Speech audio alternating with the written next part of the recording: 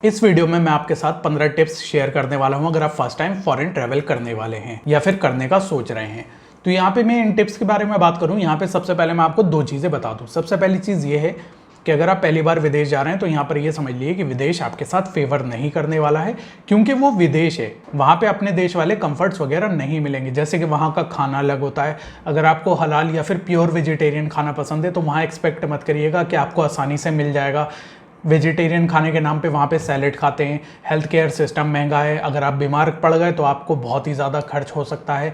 इसके अलावा रहना, खाना पीना, ट्रांसपोर्ट वगैरह हर चीज़ महंगी है। वहाँ पे लैंग्वेज भी एक बैरियर है, तो इन सभी चीज़ों का आप ध्यान रखिएगा। सेकेंड चीज़ ये कि मैंने एक प्लेलिस्ट बनाई है, जो लोग फर्स्ट टाइम इंटरनेशनल ट्रैवल करने जा रहे हैं या करने का सोच रहे हैं, तो उस प्लेलिस्ट के अंदर मैंने बताया कि एयरपोर्ट पे कैसे ट्रैवल करना है, फ्लाइट के अंदर कैसे ट्रैवल करना है, विदेश पहुंचने के बाद इमिग्रेशन वगैरह कैसे होगा, बैग कैसे पैक करना है, डॉक्यूमेंट्स कैसे चाहिए, बैग में एक्स्ट्रा वजन पैक करने की ट्रिक क्या है, सस्ती फ्लाइट, सस्ते होटल, ये सारी चीज़ें मैंने जो है उस प्लेलिस्ट के अंदर बताई। ऊपर आई बटन में मैं उसका लिंक दे दूंगा, वहाँ से जाके आप उसे चेक कर सकते हैं। तो अब यहाँ पर मैं 15 टिप्स पे आता हूँ। सबसे पहली टिप्स है कि फ्लाइट से रिलेटेड, कि आपको सस्ती फ्लाइट बुक करनी है। अगर आप विदेश जो है एज ए टूरिस्ट जा रहे हैं, घूमने फिरने के लिए जा रहे हैं, तो अगर आप सस्ती फ्लाइट को बुक करते हैं तो जो भी आपके पैसे सस्ती फ्लाइट बुक करने में बचेंगे तो उनसे आप अपना डेट एक्सटेंड कर सकते हैं वहां रुकने का। यानी कि कैसे, जैसे मान लिया आपका बजट 30,000 रुपए का है और उसमें 10,000 रुपए आप सिर्फ फ्लाइट में खर्च कर रहे हैं। अगर आपकी फ्लाइट 8,000 रुपए की हो जाए तो 2,000 रुपए जो है आप विदेश में आप रुकने के लिए स्पेंड कर सकते हैं। सस्ती फ्लाइट कैसे बुक करनी है, ये इससे रिलेटेड वीडियो तो प्लेलिस्ट में है ही, तो आप अपनी अगर डेट को एडजस्ट करेंगे तो आप सस्ती फ्लाइट बुक कर सकते हैं। अब डेट एडजस्ट कैसे करनी है, जैसे कि आप मान लीजिए 15 दिन बाद ट्रैवल करने का सोच रहे हैं, तो आप 15 दिन बाद की भी डेट देखिए, 1 महीने बाद की देखिए, 2 महीने के बाद की देखिए, ऐसे डेट देखिए और जहाँ पे भी आपको सस्ती फ्लाइट मिले उस हिसाब से आप बुक करिए। दूसरी टिप ये है कि विदेश के अंदर जो पावर सॉकेट होते हैं, यानी कि बिजली के जो सॉकेट होते हैं, वो इंडिया से अलग होते हैं। तो उसके लिए आप इस तरीके का ट्रैवल एडाप्टर मार्केट से खरीद लीजिएगा। दुनिया भर के ज़्यादातर देशों में ये ट्रैवल एडाप्टर काम करता है। ये आप करीब से देखिए, ये कुछ इस तरीके का ट्रैवल एडाप्टर है। यहाँ पे आप ये ट्रैवल एडाप्टर देख लिए। दुनिया में कई सारे देशों में ये ट्रैवल एडाप्टर काम करता है और इस तरीके का ये ट्रैवल एडाप्टर दिखता है। कई सारे देशों में ये ट्रैवल एडाप्टर काम कर जाता है और कई सारे देशों की पिन वगैरह इसके अंदर लग जाती है, तो आपको किसी भी तरीके की परेशानी यहाँ पर नहीं होगी।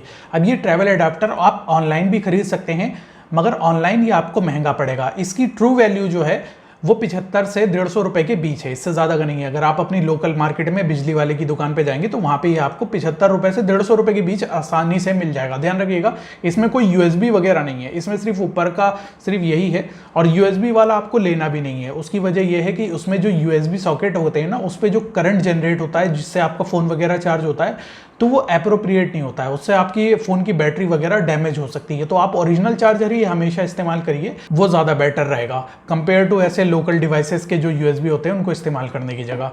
तो ये आपको लोकल मार्केट में 75 से 150 रुपए के करीब मिल जाएगा। तो ये चीज़ आप ज़रूर से ज़रूर खरीद लीजिएगा विदेश में ट्रैवल करने से पहले। अब तीसरी टिप ये है कि विदेश में जो है अपनी इंडिया की करेंसी नहीं चलती, विदेश में चलती है अलग करेंसी। अब वो क्या करेंसी चलती है वो उस कंट्री पर डिपेंड करता है। और यहाँ पर एक चीज़ और बता दूँ, जो इंडियन करेंसी होती है वो तो वहाँ चलेगी ही नहीं है। इसके अलावा वहाँ पे आप उसे इंडियन करेंसी को एक्सचेंज भी नहीं कर सकते। एक्सचेंज आप कर सकते हैं सिर्फ जो इंटरनेशनल करेंसी होती है, जो इंटरनेशनली एक्सेप्टेड होती है, जैसे कि डॉलर है, पाउंड है, यूरो है, इस तरीके की करेंसीज इंटरनेशनली एक्सेप्टेड होती है।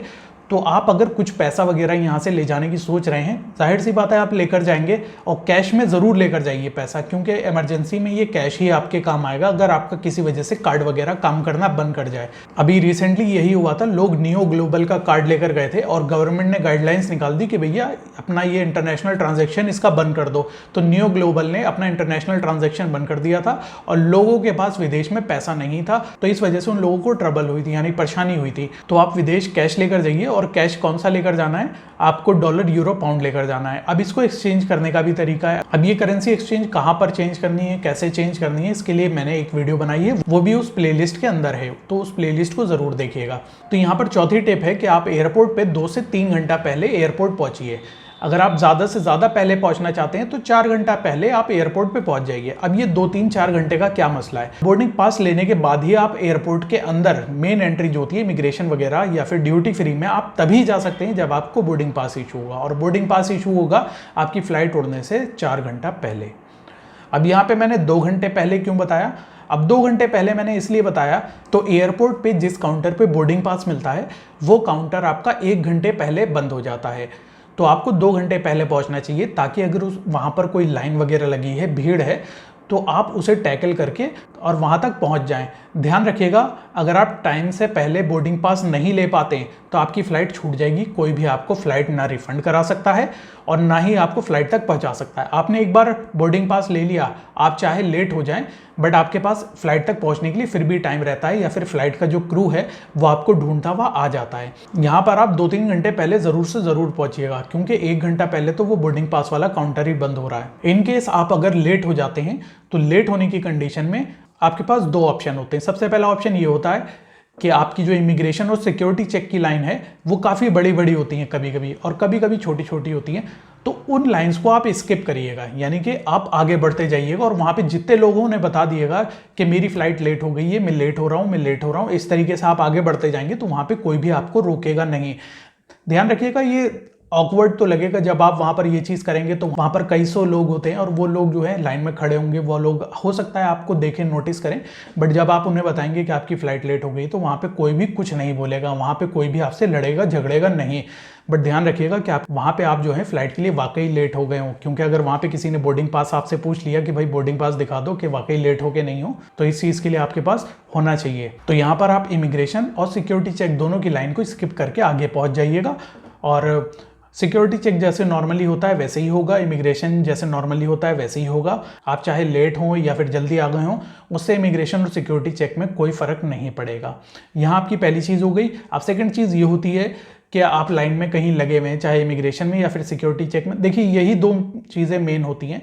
तो इमिग्रेशन में की लाइन में लगे हैं या सिक्योरिटी चेक की लाइन में लगे हैं, तो एयरपोर्ट का जो फ्लाइट का जो स्टाफ होता है, फ्लाइट का जो क्रू होता है, वो आपको ढूंढता हुआ इन्हीं लाइन्स में आएगा और वो आपका नाम पुकारेगा कि भाई XYZ आपकी ये फ्लाइट है, आप कहाँ पर हैं, तो आप बता दिएगा आप ये हैं। तो वो लोग आपकी हेल्प करेंगे इन लाइंस को क्रॉस करने में, वो आपको इमिग्रेशन तक लेकर जाएंगे, फिर आपको वहाँ इमिग्रेशन करना है। ध्यान रखिएगा, आप लेट हो जल्दी हो, इमिग्रेशन और सिक्योरिटी चेक में कोई फ़र्क नहीं पड़ता। वो आपका इमिग्रेशन जल्दी जल्दी करवाएंगे, वो आपका सिक्योरिटी चेक करवाएंगे, आपको आगे लेकर जाएंगे। सिक्योरिटी चेक होने के बाद अगर आपका गेट दूर है तो वहाँ पे वो बग्गी का भी इंतजाम करेंगे, यानी कि चार्जिंग वाली जो गाड़ियाँ होती हैं जो एयरपोर्ट के अंदर चलती हैं, हो सकता है वो लोग उसका भी अरेंजमेंट करके आपको फटाफट आपकी फ्लाइट तक पहुँचाएं।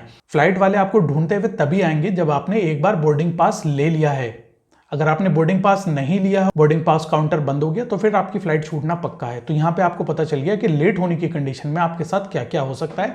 तो इसलिए बेटर यही रहेगा कि आप अपने एयरपोर्ट पे जल्द से जल्द पहुँचें, और जल्द से जल्द पहुँचने का क्राइटेरिया ये रखें कि आप अगर लेट भी हो जाए तो 2 घंटा पहले आप पहुँचना ही है आपको। और एयरपोर्ट पे भीड़ चल रही है तो 3 घंटा पहले आपको पहुँचना ही एयरपोर्ट, चाहे दुनिया में कैसी भी प्रलय आ जाए, क्योंकि अगर आप लेट हो गए तो फिर आपकी फ्लाइट छूटने के चांसेस बढ़ जाते हैं और आपका नुकसान हो सकता है। अब यहाँ पे 5वीं टिप है, जब आप फ्लाइट के अंदर पहुँचें तो फ्लाइट के अंदर आप कभी भी चाय, कॉफ़ी या फिर गर्म पानी वाली कोई भी चीज़ मत लिएगा, ना ही गर्म पानी लिएगा, क्योंकि फ्लाइट के अंदर के जो भी टैंक वगैरह होते हैं ना, वो साफ़ ही नहीं होते।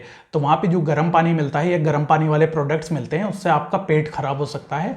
और ये मैं अपने एक्सपीरियंस से बता रहा हूँ, मेरी लास्ट ट्रिप में मेरा पेट खराब हो गया था गर्म पानी की वजह से। तो फ्लाइट के अंदर आपको गर्म पानी नहीं पीना है, बल्कि मैं तो कह रहा हूँ अगर खुला हुआ ठंडा पानी है, यानी कि कप वगैरह में अगर वो आपको ठंडा पानी दे रहे हैं, तो खुला हुआ पानी आपको मिल रहा है, तो फ्लाइट में कोशिश करिए कि ठंडा हो गर्म हो, आप फ्लाइट में पानी मत पिए।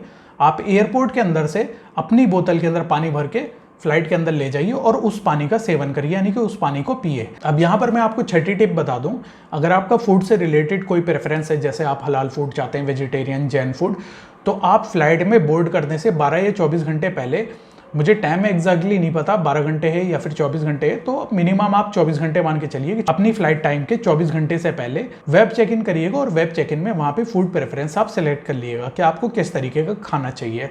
तो फ्लाइट में आपको स्पेसिफिक खाना ही मिलेगा जो आप वेब चेक इन के दौरान सेलेक्ट करेंगे। अब यहाँ पर मैं 7वीं टिप पे आता हूँ। जब आपका एयरपोर्ट पर सिक्योरिटी चेक होता है तो वहाँ पर वो आपके बैग से, यानी कि आपका जो हैंड बैग रहेगा, जो आपका केबिन बैग रहेगा, जो आप फ्लाइट के अंदर लेकर जाएंगे, उस बैग के अंदर से वो एक पानी निकलवा देते हैं, और दूसरी चीज़ जितना भी खुला हुआ खाना होता है वो चीज़ निकलवा देते हैं, वो चीज़ अपने पास रख लेते हैं। इसके अलावा जो भी लिमिटेशन है, जैसे शार्प ऑब्जेक्ट नहीं ले जा सकते, एक्सप्लोजिव्स नहीं ले जा सकते, और भी जितनी चीज़ें नहीं ले जा सकते वो तो है ही है। तो ध्यान रखिएगा, सिक्योरिटी चेक से पहले आप अपने हैंड बैग से जितना भी पानी है उसे या तो पी जाइए, या फिर उसे अपनी बोतल से फेंक दिया। आप खाली बोतल ले जा सकते हैं मगर भरी हुई बोतल में पानी नहीं ले जा सकते, और कोई भी कोल्ड ड्रिंक, सॉफ्ट ड्रिंक ये सब पैकेज में भी नहीं ले जा सकते। अब यहाँ पे अगली चीज़ है खाना। खाना आप खुला हुआ नहीं ले जा सकते। अगर आपका पैकिंग वाला खाना है, यानी कि जो पैक करा हुआ आता है, जैसे इंस्टेंट पैकेज फूड जिसे कहते हैं, तो वो चीज़ आप ले जा सकते हैं। बट आप सोचें आप घर से जो है दाल रोटी और दाल चावल वगैरह ले जाएं टिफ़िन में पैक करके, तो वो लोग ये चीज़ निकलवा देंगे आपसे और वो आपका टिफ़िन रख लेंगे। अब यहाँ पर मैं आपको 8वीं टिप दे देता हूँ। अगर आपकी फ़्लाइट में आपको खाना नहीं मिला है और आपको खाना खाना है, तो यहाँ जैसे कि मैंने 7वीं टिप में आपको बताया कि आप खुला हुआ खाना तो ले जा नहीं सकते, तो इंस्टेंट पैकेज फूड आते हैं, उन खाने को आप अपनी फ़्लाइट के अंदर ले जा सकते हैं। उन फूड में क्या होता है कि आप उसमें गर्म पानी डालेंगे और गर्म पानी डालने के बाद 5-10 मिनट में वो खाना आपका तैयार हो जाता है। गर्म पानी सभी फ़्लाइट में मिल जाता है। अगर आपको खाना नहीं भी मिल रहा है तब भी फ़्लाइट में फ्री में आपको गर्म पानी मिल जाएगा। फ़्लाइट के अंदर ध्यान रखिएगा, जितनी भी चीज़ें होती हैं वो बहुत ज़्यादा महंगी होती हैं। जो मैगी आपको 50 रुपये की बाहर दुकानों पे मिल रही है, पकने के बाद वो आपको फ़्लाइट में 300 रुपये की पड़ती है। तो इस बात का आप ध्यान रखिएगा। जो भी इंस्टेंट पैकेज फूड है उन्हें आप फ़्लाइट में ले जा सकते हैं। सिक्योरिटी चेक में भी कोई दिक्कत नहीं आएगी अगर वो पैक हैं। अब यहाँ पर मैं आपको 9th टिप दे दूँ। अगर आप विदेश जो है घूमने फिरने जा रहे हैं और आपको खूब ढेर सारी वीडियो रिकॉर्ड करनी है या फिर आपको कनेक्टेड रहना है अपने घर वालों से अपने फ़ोन के ज़रिए, तो अपने साथ आप पावर बैंक ज़रूर रखिएगा। 5-10 हज़ार mAh का आप पावर बैंक रख लीजिएगा, या फिर मैक्सिमम जो पावर बैंक आप अपनी फ़्लाइट में ले जा सकते हैं वो है 20,000 mAh का, यानी कि 20,000 mAh का। इससे ज़्यादा का पावर बैंक आप नहीं ले जा सकते। इससे ज़्यादा का होगा तो सिक्योरिटी चेक में वो निकलवा देंगे। तो 20,000 mAh तक का एक पावर बैंक आप ले जा सकते हैं, और ये पावर बैंक आपके लिए विदेश में बहुत ही ज़्यादा हेल्पफुल रहेगा, खास तौर से टूरिस्ट के लिए। अब यहाँ पे 10वीं टिप मैं आपको बता दूँ कि विदेश अगर आप जा रहे हैं तो आपके पास जितने भी डॉक्यूमेंट्स हैं, जैसे आपका पासपोर्ट, आपकी वीज़ा, आपकी फ़्लाइट टिकट, होटल बुकिंग, इन सब की आप एक फ़ोटोकॉपी करा के अपने पास अलग बैग में रख लीजिएगा।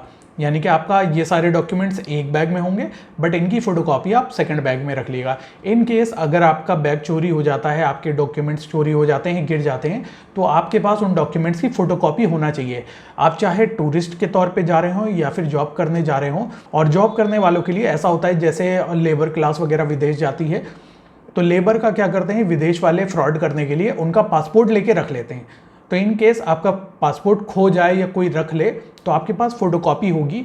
उस फोटोकॉपी को लेके आपको सीधा इंडियन एम्बेसी जाना है और वहाँ पे आपको अपनी सिचुएशन बतानी है। वो आपको टेम्परेरी डॉक्यूमेंट जो है वो इशू कर देंगे, जिसके जरिए आप वापस इंडिया आ सकते हैं। आपको कोई परेशानी नहीं होगी। तो फोटोकॉपी का आप ध्यान रखिएगा, फोटोकॉपी यहीं से करा कर जाएं, और खास तौर से पासपोर्ट और वीज़ा की फोटोकॉपी आपके पास होनी चाहिए। अब यहाँ पे 11वीं टिप है टॉयलेट से रिलेटेड। विदेश में कमोड वाले टॉयलेट चलते हैं और वहाँ पे पेपर का इस्तेमाल करा जाता है। तो हमारे यहाँ तो पानी का इस्तेमाल होता है और हम लोगों को पानी की आदत है, तो वहाँ पर वो पानी का कोई इंतज़ाम ही नहीं रखते, और बकेट वगैरह भी नहीं होती है कि मग और बकेट है, तो ये सारी चीज़ें नहीं होती हैं। तो आप अपने यहाँ से एक खाली बोतल भी साथ लेकर जाइएगा। जब टॉयलेट जाएँ तो वहाँ पे बोतल का इस्तेमाल करिएगा। और कमोड इस्तेमाल करना कोई बड़ी बात नहीं है। आप कमोड को टॉयलेट पेपर से साफ़ करिए बिल्कुल पूरी तरीके से। जब वो साफ़ हो जाए तो उस पर नॉर्मली जब जैसे आप कुर्सी पे बैठते हैं वैसे बैठिए, और फिर बोतल का इस्तेमाल करिए, पानी का इस्तेमाल करिए। तो ये चीज़ बहुत ज़रूरी है, क्योंकि कमोड से जो है लोगों को बहुत ज़्यादा परेशानी होती है। अब यहाँ पे 12वीं टिप ये है कि विदेश में जैसा कि मैंने बताया कि मेडिसिन बहुत ज़्यादा महंगी होती हैं, हेल्थ केयर सिस्टम बहुत ज़्यादा महंगा होता है। अगर आपको लग रहा है कि आप इस वक्त बीमार हैं या वहाँ जाकर बीमार पड़ सकते हैं, तो आप इंडिया से मेडिसिन लेकर जाइए। विदेश में एक बात और है, मेडिसिन और हेल्थ केयर वगैरह महंगा तो है ही है, इसके अलावा मेडिसिन जो है आपको बिना प्रिस्क्रिप्शन के भी नहीं मिलेंगी। यानी कि अगर आपके पास डॉक्टर का लिखा हुआ पर्चा नहीं है तो वहाँ पे मेडिसिन भी वो लोग नहीं देते हैं, और मेडिसिन देते हैं तो पूरा पूरा पत्ता या फिर पूरी पूरी बोतल ही देते हैं। ऐसा नहीं है कि पत्ते में से 2 गोलियाँ काटी और दे दी, वहाँ पूरा ही देते हैं, और काफ़ी महंगी होती है। जैसे अपने यहाँ 15 रुपए की अगर कोई दवा आ रही है तो विदेश में 120 रुपए की वो दवा पड़ती है। तो बेसिक दवा तो आप ज़रूर से ज़रूर रख लें, जैसे बुखार है, दर्द है, पेट खराब होने की दवा है, इसमें की दवा रख लें। अगर आप किसी को बीपी शुगर वगैरह है तो वो इस चीज़ की भी दवा यहाँ से इंडिया से प्रिपेयर करके जाए। अब यहाँ पर मैं आपको 13वीं टिप दे रहा हूँ, एक लाइफ सेवर टिप है। तो अगर आप विदेश जा रहे हैं, विदेश में जैसा कि मैंने बताया कि खाने पीने में जो है मिर्च मसाले वगैरह नहीं होते हैं, तो आप इंडिया से अचार पैक कर लीजिए। इसके अलावा देसी घी रख लीजिए। इसके अलावा पैकेट वाली चटनी आती है, पैकेट वाली चटनी जल्दी ख़राब नहीं होती। अगर आप घर पे चटनी बना कर लेकर जाएंगे तो वो थोड़ी बहुत गर्मी से या फिर थोड़े बहुत दिनों में ख़राब हो जाएगी, बट पैकेट वाली नहीं होती। इन 3 चीज़ों को ज़रूर से ज़रूर अपने साथ पैक कर लिएगा, क्योंकि जब भी आप विदेश में खाना खाएंगे, चाहे खुद बना के खाएं या फिर वहाँ का खाना खाएं, तो ये 3 चीज़ें जो हैं आपके बहुत काम आने वाली हैं। और जो लोग प्योर वेजिटेरियन हैं वो इस चीज़ का ध्यान रखिएगा कि खाना अगर आप अपना खुद का भी बना रहे हैं और रोटी बाहर से ले रहे हैं, तो विदेश में क्या होता है, जो ब्रेड होती है, ब्रेड में कई बार अंडों का इस्तेमाल करा जाता है। तो अगर आप अंडे नहीं खा सकते तो ध्यान रखिएगा जो भी ब्रेड आप खरीदें उसके बारे में एक बार पता कर लीजिएगा कि उसमें अंडा है कि नहीं है। अब यहाँ पे मैं आपको 14 टिप देता हूँ। 14 टिप ये है कि विदेश जब आप पहुँचेंगे और आपका इमिग्रेशन जब होगा और इमिग्रेशन ऑफिसर आपसे किसी भी तरीके से पैसे या फिर गिफ्ट मांगे, तो आपको उसको साफ मना कर देना है कि मेरे पास ये सब चीज़ें नहीं हैं। क्योंकि अगर आपने इमोशनल हो के वो मतलब आपको ऐसा दिखाएंगे कि उन्हें गिफ्ट चाहिए, आप पहली बार आए हो, वो आपसे मिलके बहुत खुश है और आप सोचो कि मुझे भी उन्हें जो है कोई गिफ्ट वगैरह देना चाहिए और आप उन्हें कोई गिफ्ट वगैरह देने लगो, तो भैया यहीं पे गड़बड़ हो जाती है। क्योंकि अगर आपने एयरपोर्ट पे किसी भी स्टाफ को, भले ही इमिग्रेशन ऑफिसर हो या कोई और स्टाफ हो, किसी को भी कोई गिफ्ट देते हो या फिर किसी को भी पैसा वगैरह या कुछ भी देते हो, तो वहाँ पर वो आपको डिपोर्ट कर सकते हैं। यहाँ तक कि इमिग्रेशन क्रॉस होने के बाद भी डिपोर्ट कर सकते हैं, यानी कि वापस इंडिया भेज सकते हैं। तो ध्यान रहे, जब आप विदेश पहुँच जाएं तो वहाँ पे किसी को भी कुछ भी नहीं देना है। बस आप अपने डॉक्यूमेंट्स दिखाइए, डॉक्यूमेंट सही होंगे तो वो आपको एंट्री दे देंगे, और डॉक्यूमेंट सही नहीं है तो चाहे आप पैसा दो या ना दो, पैसा दोगे तो वो पैसा रख के आपको डिपोर्ट करेंगे और पैसा नहीं दोगे तो वो आपको गलत डॉक्यूमेंट्स की वजह से तो डिपोर्ट करेंगे ही करेंगे। तो पैसा तो आपको किसी भी हालत में नहीं देना है या फिर गिफ्ट भी नहीं देना है। अब इस वीडियो की लास्ट टिप है, 15वीं टिप है। विदेश में जो है ट्रैवल बस में सस्ता होता है। अपने यहाँ ट्रेन में सस्ता है, विदेश में बस के अंदर सस्ता होता है। तो विदेश में अगर आप सस्ते में ट्रैवल करना चाह रहे हो तो एक बार आप बस के और ट्रेन के रेट पता कर लेना। मगर बस से जो है टाइम ज़्यादा लगता है कंपेयर टू ट्रेन, और विदेश में जो ट्रेन की स्पीड होती है इंडिया के कंपेयर में बहुत ज़्यादा तेज़ होती है। 100 किलोमीटर की स्पीड से एक नॉर्मल ट्रेन चलती है। तो इस चीज़ का आप ध्यान रखिएगा। तो यहाँ पर ये 15 टिप्स हो गई, और प्लेलिस्ट के बारे में भी मैंने आपको बता दिया है। ऐसी वीडियोस देखने के लिए मेरे चैनल से जुड़े रहें।